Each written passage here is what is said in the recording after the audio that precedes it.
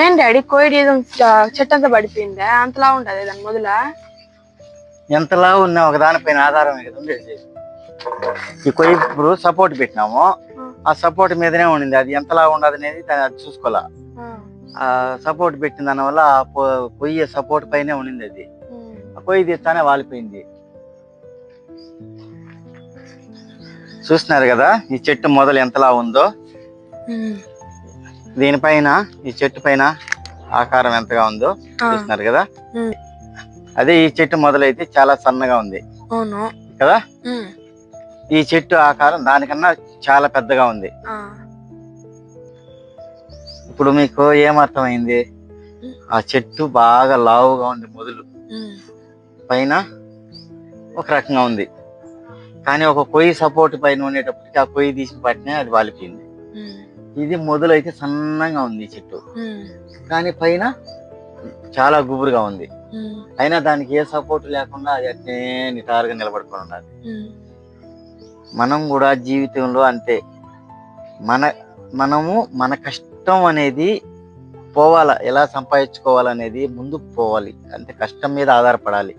ఒకరికి మనం ద్రోహం చేయాలి, ఒకరి సొమ్ము ఏ విధంగా రాబట్టుకోవాలి, ఒకరి దగ్గర ఎలా తినాలి, అలా మనం బతికేచ్చి సరిపోతుంది అని అనుకున్న వాడు ఎప్పుడు కూడా ఆ చెట్టు లాగా, అంటే ఎప్పుడు వాడు బతికేది ఎలాగా, ఒకరి సపోర్ట్ పైన.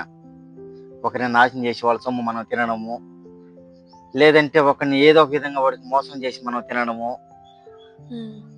అనేవాడు వాడు బతుకు కొనామొదలు ఎప్పుడు ఉండదు. ఉంటుందా? ఎప్పుడు ఒకరిని తినేదానికి అవకాశం ఉంటుందా? ఒకరి దగ్గర తీసుకునే ఒకరిని మోసం చేసి తినేదానికి అవ్వదు కదా. వాడు ఏం చేస్తాడంటే చూసేదానికి ఆకారంగా పైకి బాగుంటాడు, ఎత్తుగా ఉన్నా ఒకరి పైన సపోర్టే కాబట్టి ఆ చెట్టుకు మనం సపోర్ట్ తీసినప్పుడు, ఆ కొయ్యి తీసినప్పుడు ఆ చెట్టు అయితే ఎలా వాలిపోయిందో వాడి జీవితం కూడా అలాగే ఎప్పుడో ఒకసారి కింద పడిపోతాడు. కానీ మన కష్టాన్ని నమ్ముకొని ఒకరికి మోసం చేయకుండా ఒక్కొక్క మెట్టు చిన్నగా ఎక్కినా కూడా ఆ చెట్టు లాగా స్ట్రాంగ్ గా ఎంత వాన వచ్చినా గాలి వచ్చినా మనం నిటారుగా నిలబడగలం. కాబట్టి ఎవ్వరికి ఎప్పుడు కూడా మోసం చేయకూడదు. మన వల్ల అయితే మన దగ్గర నుంచి ఒక రూపాయి పెట్టాలి, అది పెట్టలేదంటే గమ్మునైపోవాలి.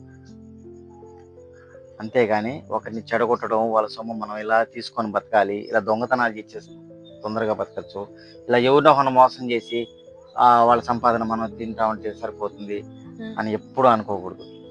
ఎప్పుడైనా కూడా నిజాయితీగా మన సంపాదన మనం, మన కష్టం పైన మనం ఆధారపడితే తొందరగా ఎక్కకపోయినా కూడా నిదానంగా అయినా కూడా పైకి పోతాం, కానీ స్ట్రాంగ్ గానే ఉంటాం.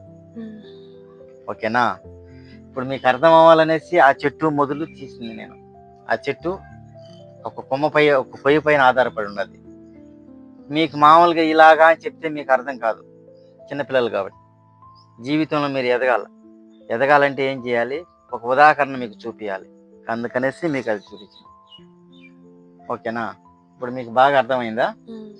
బాగా స్ట్రాంగ్ అర్థమైందా?